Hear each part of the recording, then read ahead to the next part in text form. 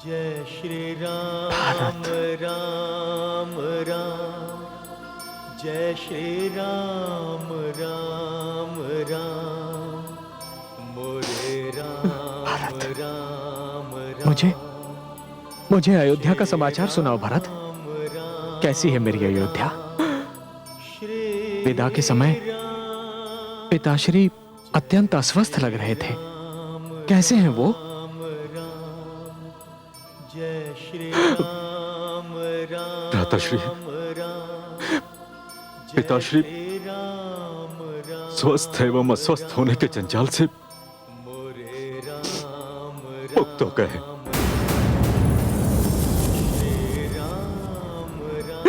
हाँ भ्राताश्री, आपने अयोध्या छोड़ी एवं पिताश्री ने संसार छोड़ दिया।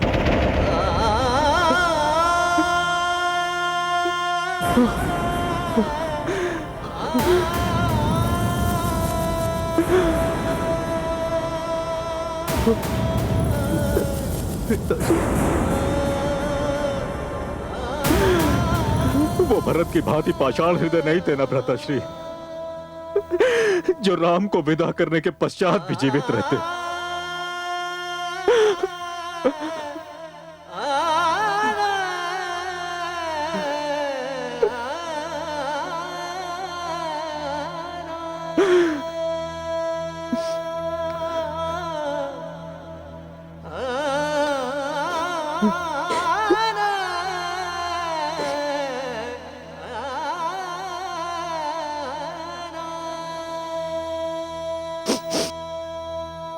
मेरे वियोग ने मेरे पिता के प्राण ले लिए।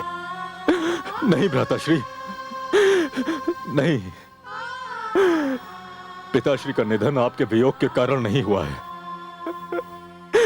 उनकी मृत्यु का उत्तरदायी मैं हूं। मैं आपका अयोध्या छोड़ना, पिताश्री का संसार छोड़ना, ये सब मेरे कारण हुआ है। सब मेरे कारण हुआ है। विश्वास कीजिए भ्राताश्री, यदि आपके दर्शन की इच्छा नहीं होती तो मैं आपको अपना ये पापी मुख कदापि नहीं दिखाता। कदापि नहीं दिखाता। अनुज, समय का चक्र कोई नहीं थाम सकता। नियति पर किसी का वश नहीं चलता। होने पर किसी का अंकुश नहीं हो सकता।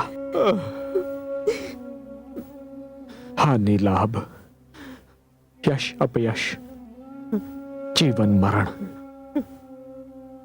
ये तो केवल विधि के हाथ में है।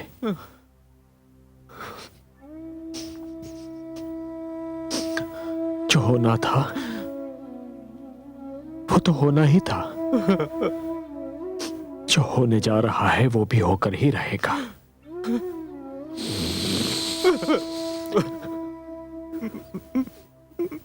तुम स्वयं को दोष मत दो भरत, स्वयं को दोष मत दो।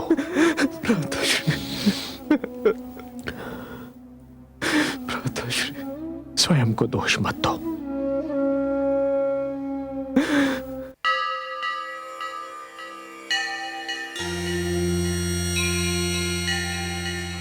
प्रणाम ब्रह्मदेव।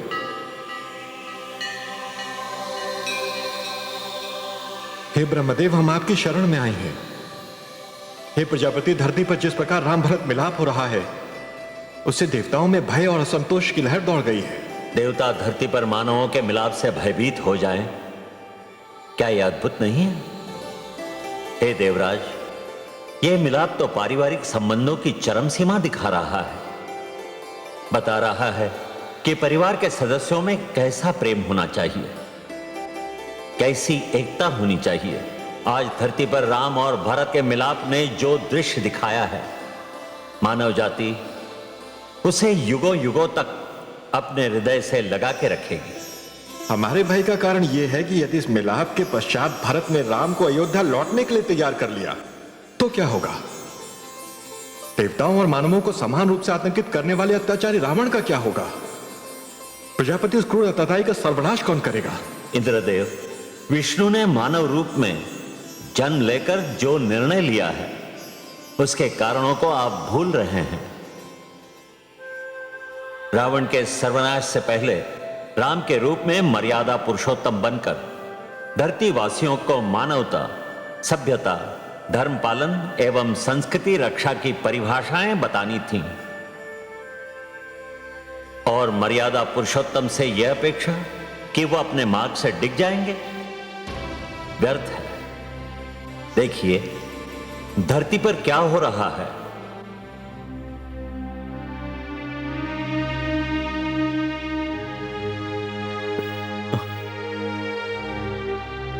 अपने इस पतित देवर को क्षमा कर दीजिए भाभी श्री। आप जैसा देवर तो केवल उन्हीं को मिल सकता है जिनके भाग्य पर संसार गर्व करे। आप क्षमा के नहीं, गर्व के पात्र हैं। आप जैसा देवर पाकर मैं धन्य हो गई।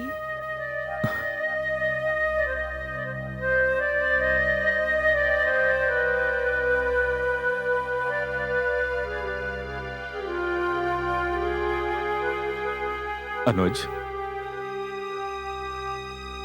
तुम मेरे गले नहीं लगोगे? दादाश्री, मैं आपको किस मुंह से गले लगाऊं? मैं आपका अपराधी हूं। आप सबसे क्षमा मांग रहे हैं ना, किंतु क्षमा तो मुझे आपसे मांगनी चाहिए। नहीं अनुज, मन करता है कि मैं उस मन के टुकड़े टुकड़े कर दूं जिसमें आप जैसे भाई के प्रति संदेह जागा है। नहीं अनुज। भ्राताश्री, सूर्यदीप लेकर भी ढूंढूंगा ना, तब भी आप जैसा भ्राता इस पूरे संसार में नहीं मिलेगा। मुझे क्षमा कर दीजिए भ्राताश्री, मुझे क्षमा कर दीजिए। नहीं अनुज, नहीं। भ्राताश्री। अनुज, भ्राताश्री। अनुज,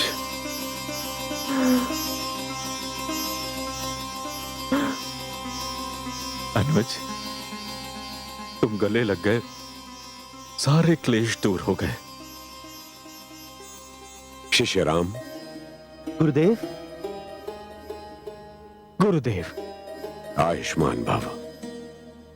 तुम्हारी माताएं तुमसे मिलने के लिए व्याकुल हो रही हैं शिष्य।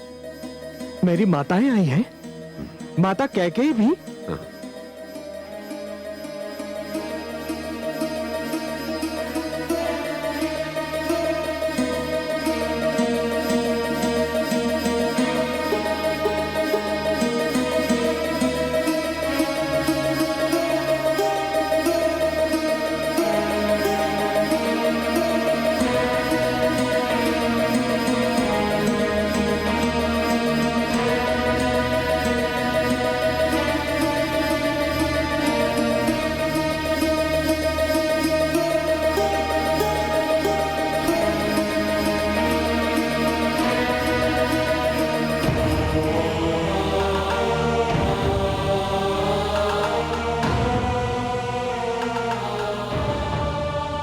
माता।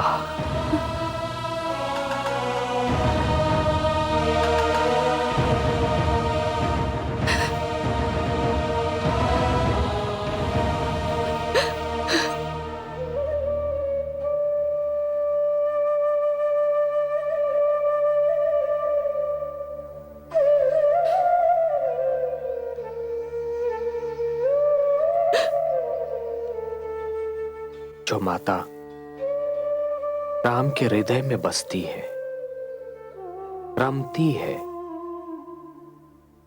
वो राम के नेत्रों से ओझल कैसे हो सकती है? माता, माता, क्या नदी लहर से मुख मोड़ सकती है? क्या दीपक प्रकाश से पीछा छुड़ा सकता है? जिस गोद में सिर रखकर जीवन का भेद जाना, उस गोद से मुझको वंचित न कीजिए माता। जिन चरणों को छूकर पूजा का अर्थ ज्ञात हुआ, उन्हें दूर न कीजिए माता। माता, मैं तो सर्वप्रथम आपका पुत्र हूं और तत्पश्चात माता कौशल्या का।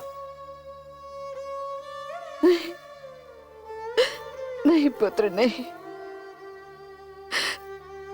तुमने जिन सुंदर शब्दों का उपयोग किया, मैं उनके योग्य नहीं हूं। मैं तो वो पापन हूं जिसने अपने पुत्र से उसके अधिकार छीन लिए,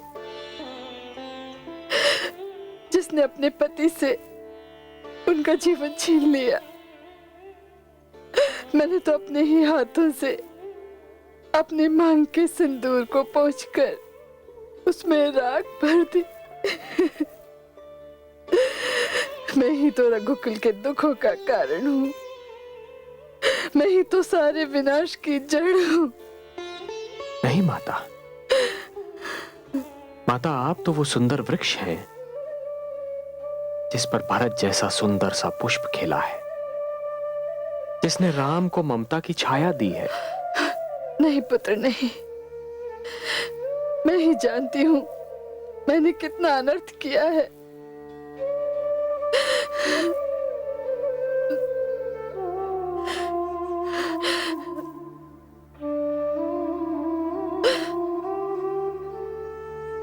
माता, नियति के दोष को स्वयं का दोष मत समझिए। आपने जो किया वो नियति ने आपसे करवाया।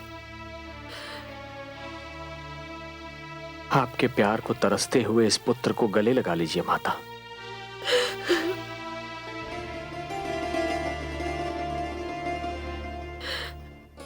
कैकई, अपने पुत्र को गले लगा लो। पुत्र, माता, पुत्र राम, माता, मेरे लाल, माता, मेरे राम, माता, मेरे लाल। माता, मेरा पुत्र,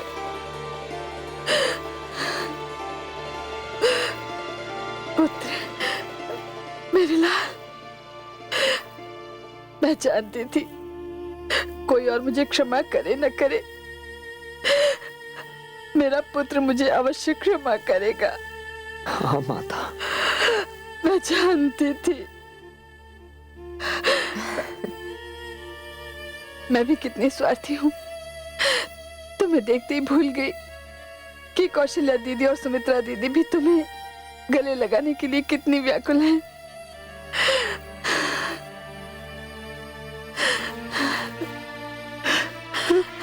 माता, राम,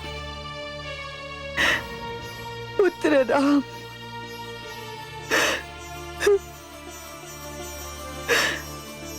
आयुष्मान भव। आयुष्मान भव। माता सुमित्रा, पुत्र राम, आयुष्मान भव।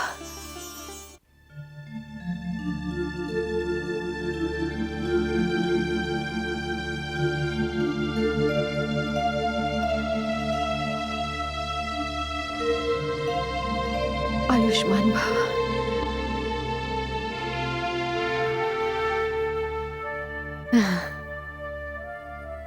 सौभाग्यवती भव पुत्री।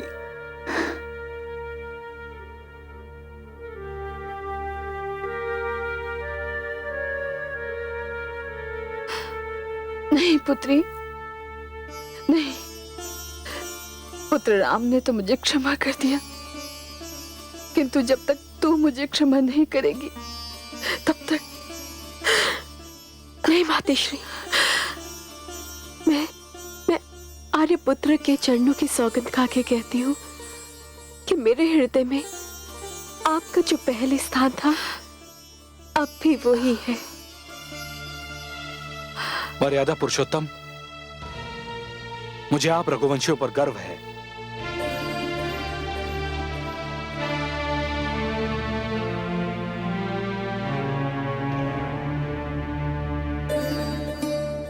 सौभाग्यवती भव, आयुष्मान भव। पुत्र भरत,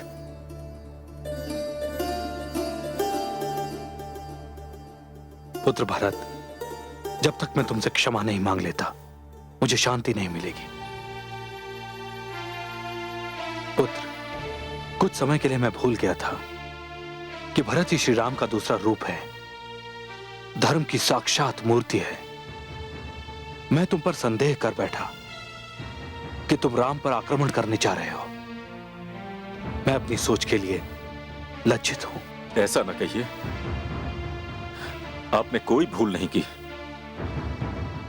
भूल तो मुझसे हुई है जो मैं यहां सेना लेकर आ गया। आपने तो जो भी सोचा वो स्वाभाविक ही है।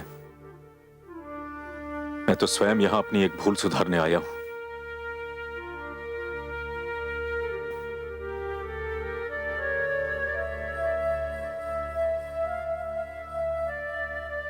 भ्राताश्री, मैं आपसे एक विनती करना चाहता हूं। क्या भरत? भ्राताश्री, हम सब की भांति अयोध्या का कण कण आपके दर्शनों का प्यासा है। अयोध्या का राज सिंहासन आपकी प्रतीक्षा कर रहा है। आप अयोध्या लौट चलिए। अयोध्या लौट चलो? हाँ। और पिताश्री का वचन? वो अवश्य पूरा होगा। आपके स्थान पर वनवास मैं काटूंगा। भ्राताश्री, दोषी तो मैं हूं, तो प्रायश्चित भी मैं ही करूंगा। पुत्र भरत सत्य कहता है। मेरे पाप का आधा बोझ तो तभी उतरेगा जब मेरा राम अयोध्या के राज सिंहासन पर विराजमान होगा और शेषाधा जब पुत्र भरत वनवास काटेगा। नहीं माता, नहीं। पिता का वचन, ऐसा वचन जिसके कारण स्वयं उन्होंने अपने प्राण त्याग दिए, ऐसा वचन कोई माला नहीं होता जिसे मैं स्वयं अपने गले से निकालकर अनुज भरत के गले में पहना दूं। नहीं माता, यदि मैं अपने पिता के वचन से विमुख हो गया माता, तो संसार से वचन का सम्मान समाप्त हो जाएगा। फिर वचन कोई धर्म नहीं, एक ऐसा खिलौना बन जाएगा जिसके टूटने का किसी को दुख नहीं होता। नहीं भरत, अयोध्या के सिंहासन पर बैठना तुम्हारे लिए और वनवास को जाना मेरे लिए भाग्य का लेख है। मैं तुमसे पूछता हूं अनुज, क्या मैं पिताश्री के वचन को झूठा हो जाने दूं? जय श्री राम राम राम, जय श्री राम राम। आपने तो मुझे धर्म संकट में डाल दिया। धर्म कहता है कि पिता का आदेश पूरा होना चाहिए, किंतु न्याय कहता है कि अयोध्या के राज सिंहासन पर आपको विराजमान होना चाहिए। भरत, जो न्याय धर्म पर आधारित ना हो वो न्याय नहीं होता। इसलिए तुम अयोध्या चलने के अतिरिक्त और जो कुछ कहो वो मुझे स्वीकार है। तो भ्राताश्री, यदि मैं आपसे कुछ मांगूं तो आप अस्वीकार तो नहीं करेंगे? मांग कर तो देखो अनुज। तो भ्राताश्री, इस भरत को अपनी चरण पादुकाएं दे दीजिए। चरण पादुकाएं? हाँ। क्यों भरत? भ्राताश्री, अयोध्या के राज सिंहासन पर आपकी चरण पादुकाएं विराजमान रहेंगी।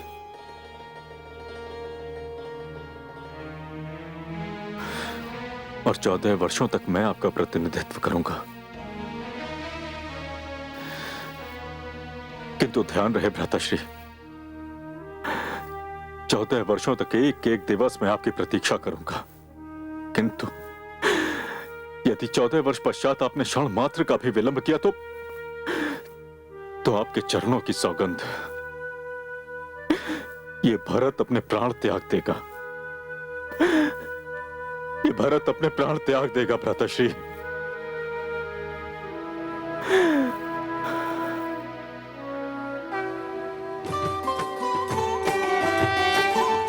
चरण पादुका रघुवर दीनी, भरत सप्रेम माथ धर लेनी, भरत सप्रेम माथ धर लेनी।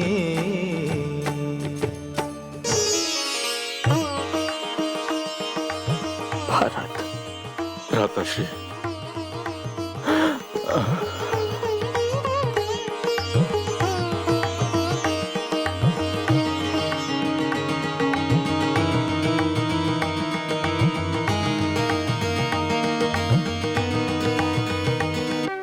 देखिए देवी, इस क्षण को देखिए, यह क्षण नहीं है, इतिहास है। धरती पर जिन्होंने भ्रातृ प्रेम के इस दृश्य को देखा है, वो पुकार उठे कि ईश्वर ने उन्हें नेत्र इसी सुंदर दृश्य को देखने के लिए दिए हैं। एक पीढ़ी दूसरी पीढ़ी को इस दृश्य की कथा सुनाएगी। राम भरत मिलाप मानव संस्कृति का आदर्श बनेगा। सत्य कहा देवाधिदेव, मैं भी यह दृश्य देखकर अपने अश्रु न रोक सकी। कितने महान हैं कैकेयी नंदन, जिन्हें ना तो राज का प्रलोभन है न सत्ता की इच्छा। उनके लिए उनका भाई ही उनके जीवन का आधार है। धन्य है वो भाई जो भ्रातृ प्रेम के लिए सत्ता को पाकर भी सत्ता को छोड़ने के लिए तैयार हो गया। भ्रातृ प्रेम का चरम बिंदु तो देखिए, भरत कितनी धूमधाम से राम की चरण पादुकाओं का राज्याभिषेक कर रहे हैं। समस्त अयोध्या उत्सव में डूबी हुई है। ओम स्वस्ति न इंद्रो वृद्धश्रवाः, स्वस्ति नः पूषा विश्ववेदाः, स्वस्ति नस्तार्क्ष्यो अरिष्टनेमि, स्वस्ति नो बृहस्पतिर्दधातु। वक्रतुंड महाकायः सूर्यकोटिसमप्रभं, निर्विघ्नं कुरु मे देव सर्वकार्येषु सर्वदा। प्रणम्य शिरसा दैवं गौरीपुत्रं विनायकं, भक्तावासं स्मरे नित्यं आयुः कामार्थसिद्धये। प्रथमं वक्रतुण्डं च एकदन्तं द्वितीयकं, तृतीयं कृष्णपिङ्गाक्षं गजवक्त्रं चतुर्थकं, लम्बोदरं पंचमं च षष्ठं विकटमेव च, सप्तमं विघ्नराजं च धूम्रवर्णं तथाष्टमं, नवमं भालचन्द्रं च, दशमं तु विनायकं, एकादशं गणपतिं, द्वादशं तु गजाननम्। ॐ श्री गणेशाय नमः। स्वस्ति अस्तु, कल्याणमस्तु।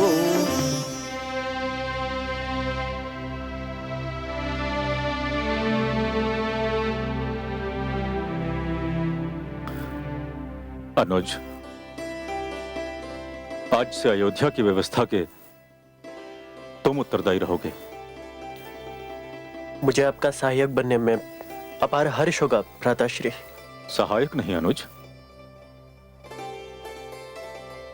तुम संपूर्ण उत्तरदायी बनकर रहोगे। और आप? अनुज, मैंने निर्णय लिया है कि मैं पास के नंदी ग्राम में जाकर रहूंगा, और उस समय तक रहूंगा जब तक मेरे भ्राता श्री राम का वनवास समाप्त नहीं हो जाता।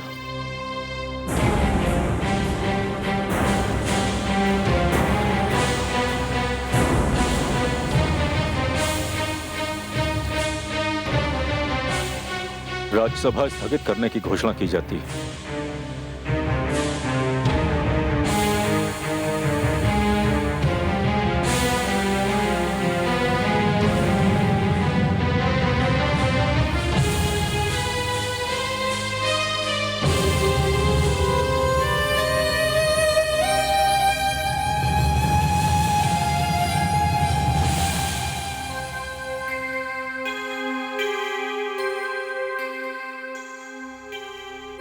प्रणाम महारानी, धाई माँ आपके दर्शन करना चाहती हैं। मेरे दर्शन? जाकर पूछो उससे कि कैकेयी के सर्वनाश में क्या और कुछ शेष रह गया है। आज उसी के कारण पुत्र राम, पुत्र वधु सीता, पुत्र लक्ष्मण वन वन भटक रहे हैं। उसी के कारण मैंने अपने सौभाग्य में आग लगा दी। आज उसी के कारण मैं इस वैधव्य की अग्नि में जल रही हूं। मैं नहीं जानती यदि वो मेरे समक्ष आई तो मैं उसके साथ क्या व्यवहार करूंगी। जाओ कह दो उससे कि चली जाए यहाँ से और फिर अपना मुख मुझे कभी न दिखाए।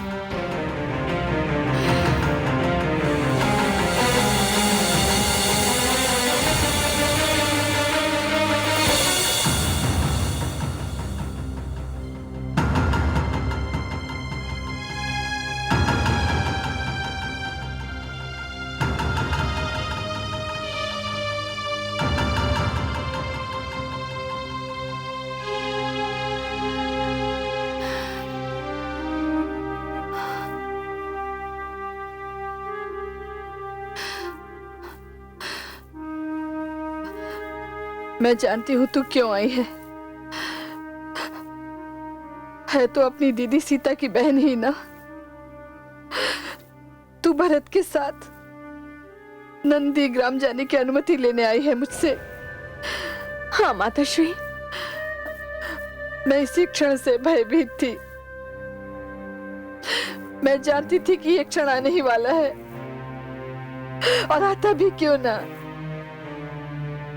जो पाप करता है उसे उसका फल तो भोगना ही पड़ता है। मैंने कौशल्या दीदी से उनके पुत्र और पुत्रवधू को दूर कर दिया। अब ईश्वर मेरे पुत्र और पुत्रवधू को मुझसे दूर कर रहे हैं। मैंने जो बोया वही काट रही हूं।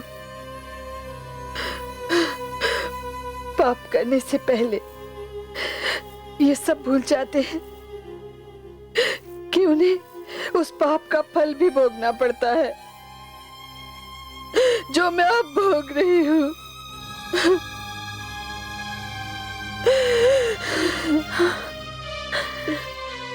मैं जानती हूँ माताश्री, आप मेरे जाने के कारण से बहुत दुखी हैं, किंतु दुख, कष्ट, पश्चाताप, प्रायश्चित, अब तो ये मेरे जीवन के अंश बनकर रह गए हैं। मैं तो तुम्हें रोक भी नहीं सकती। मैं तो अधिकार भी खो चुकी हूँ, वो अधिकार भी खो चुकी हूँ।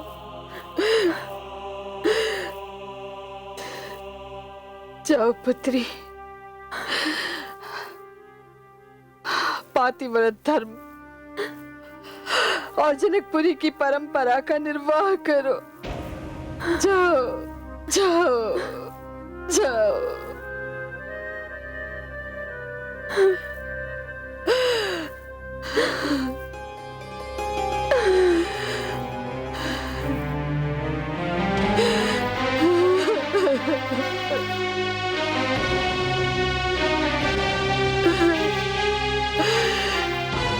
ईश्वर,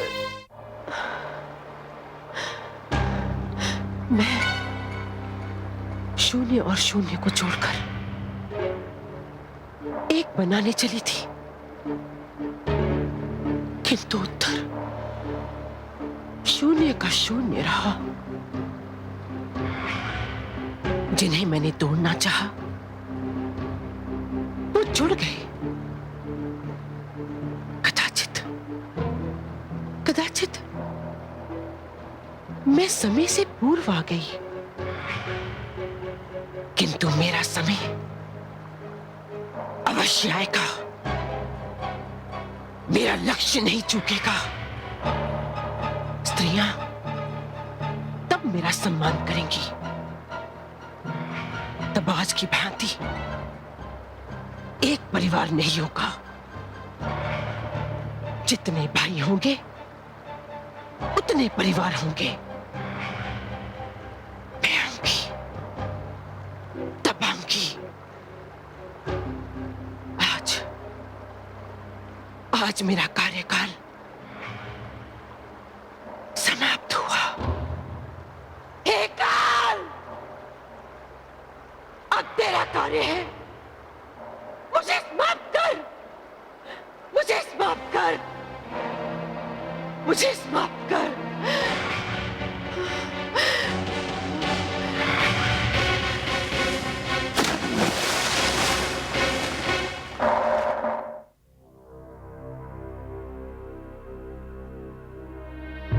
बड़ी मां,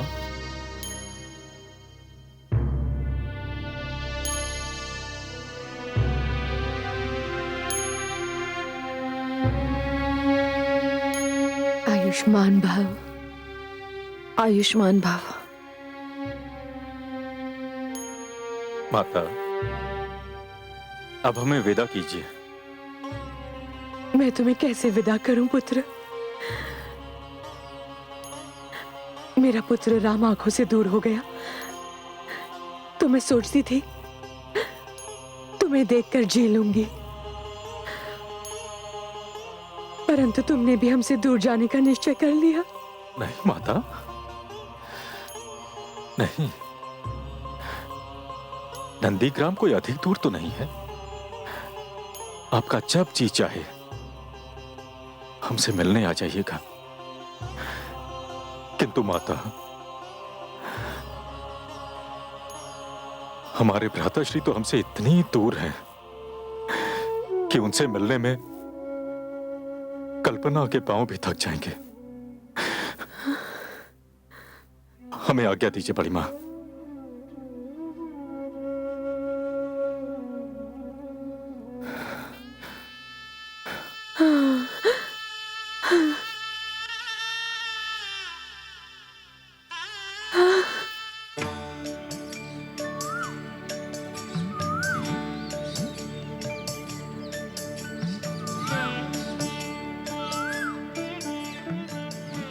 वो देखिए देवी, दूर किसी ऋषि का आश्रम दिखाई दे रहा है। चलिए आज रात का पड़ाव वहीं डालते हैं। मार्ग में मुझे एक संत ने बताया था कि आगे कहीं ऋषि अत्रि का आश्रम है। भ्राताश्री, लगता है ये आश्रम वही है। यदि ये ऋषि अत्रि का आश्रम है, तब तो यहाँ पर महासती माता अनुसुईया भी अवश्य होंगी। मुझे मेरे गुरुदेव शतानंद ने बताया था कि माता अनुसुईया ऋषि अत्रि के आश्रम में रहती हैं। उन्होंने ये भी बताया था कि माता अनुसुईया सभी नारियों में श्रेष्ठ हैं। उनके दर्शन से तो मेरे भाग्य खुल जाएंगे।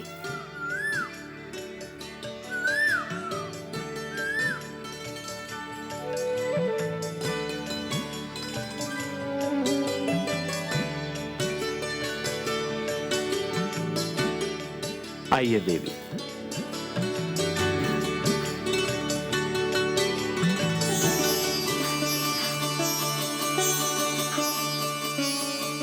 ऋषिवर, ऋषिवर, धन्य भाग हमारे। कोई अतिथि परिवार हमारे आश्रम की ओर आ रहा है और उन अतिथियों की सेवा करने का हमें अवसर प्राप्त होने वाला है। अनुमति हो तो हम जाकर उनका स्वागत करें और उन्हें लिवा लाएं। नहीं, ये सौभाग्य मुझे प्राप्त करने दो। तुम लोग संध्या वंदन की सामग्री तैयार करो।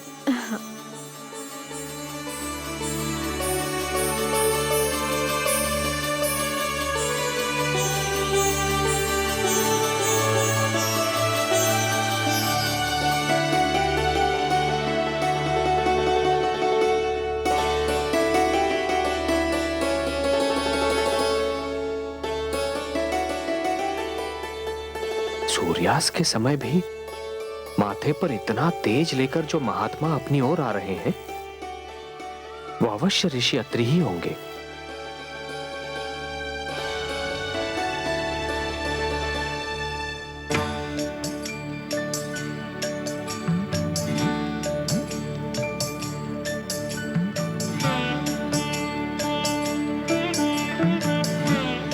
हे शिवर, दशरथ पुत्र राम का, देवी सीता और अनुज लक्ष्मण का सादर प्रणाम।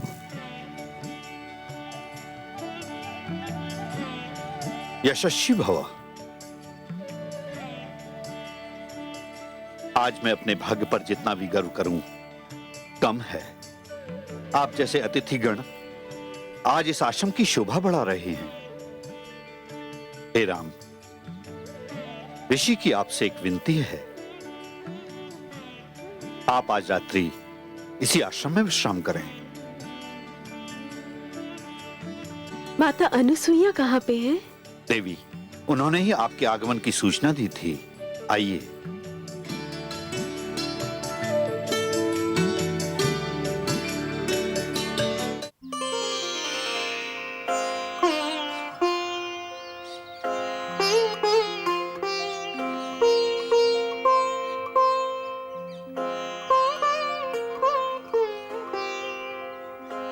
देवी,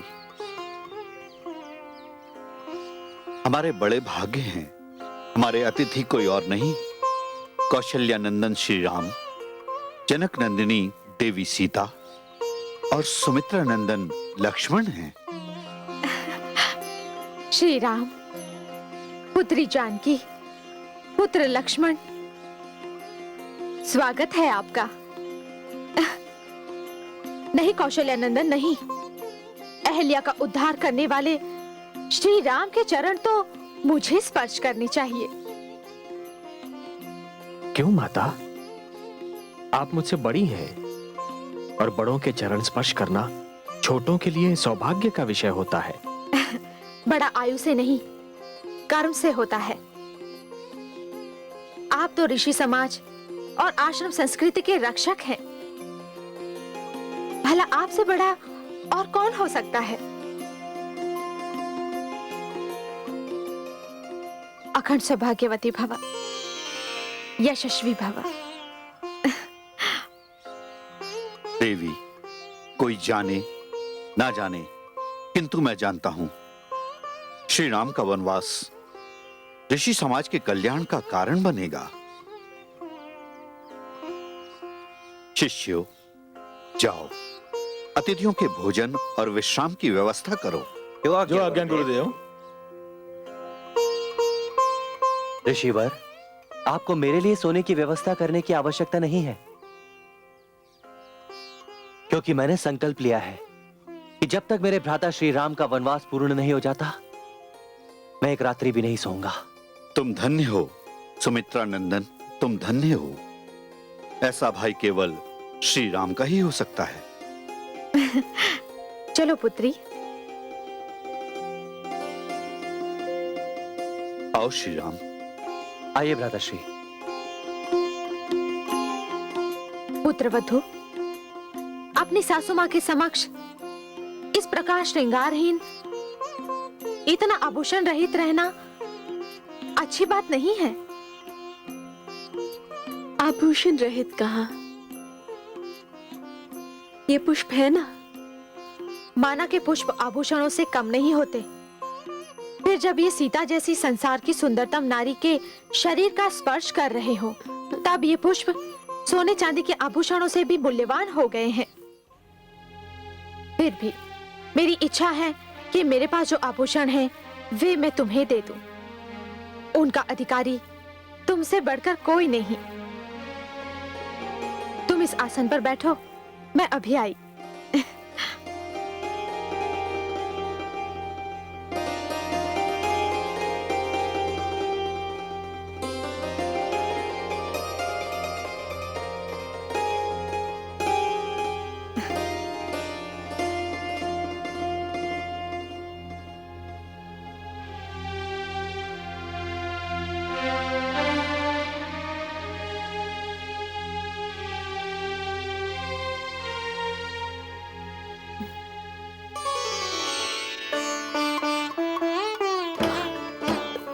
दिव्य आभूषण, इन पर तो दृष्टि ठहरना बहुत कठिन है।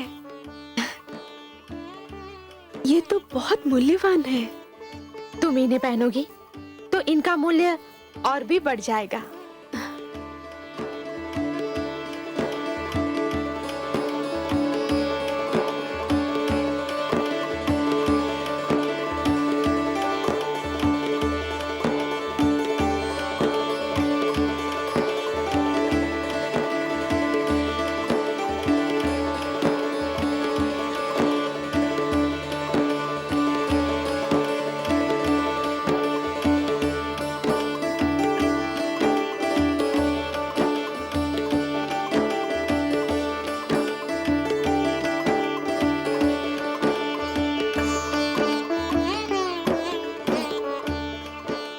देवी, आप पातिव्रत धर्म की चरण सीमा है।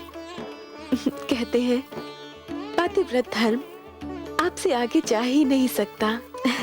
मुझे बताइए, पातिव्रत धर्म क्या होता है?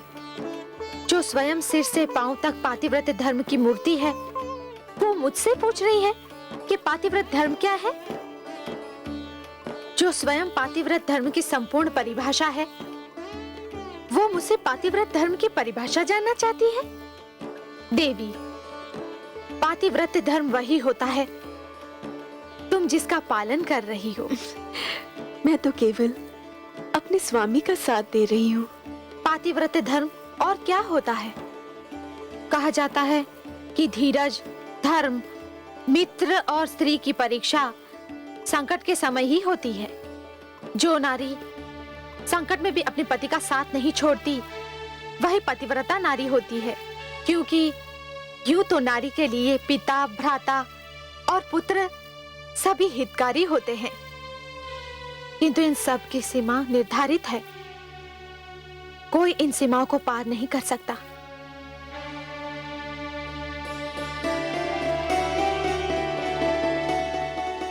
देवी, केवल पति है जो हर सीमा पार कर सकता है। केवल पति है जो असीम सुख दे सकता है। तुम तो पातिव्रत धर्म का आदर्श हो और श्री राम अपार सुख के। महादेवी, श्री राम आपकी प्रतीक्षा कर रहे हैं। मुझे आज्ञा दीजिए। जाओ देवी।